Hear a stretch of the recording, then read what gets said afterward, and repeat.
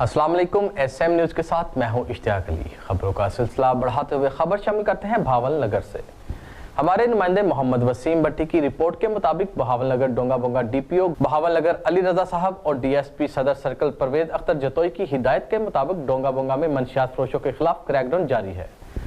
SHO डोंगा बोंगा फराज असलम और उनकी टीम ने कामयाब रेड करते हुए मुखबर की इतला पर शमशेर नामी आदमी को उसके माल मवेशी के बहाने से गिरफ्तार किया, जिसके कब्जे से 100 लीटर शराब और 80 लीटर लाहन और चालू भट्टी का सामान बरामद कर लिया और मुकदमा दर्ज करके शमशेर आदमी को बंद सलासल कर दिया। SHO डोंगा बोंगा ने मीडिया को बताया कि मंशियात फरोशों के खिलाफ क्रैकडाउन जारी रहेगा। मंशियात फरोशों और जुआरियों के खिलाफ कार्रवाई करते रहेंगे। इलाके के लोगों ने SHO डोंगा बोंगा को खराज तहसीन पेश की। बहावल नगर डोंगा बोंगा DPO बहावल नगर अली रजा साहब और DSP सदर सर्कल परवेज अख्तर जतोई की हिदायत के मुताबिक डोंगा बोंगा में मंशियात फरोशों के खिलाफ क्रैकडाउन जारी रहेगा।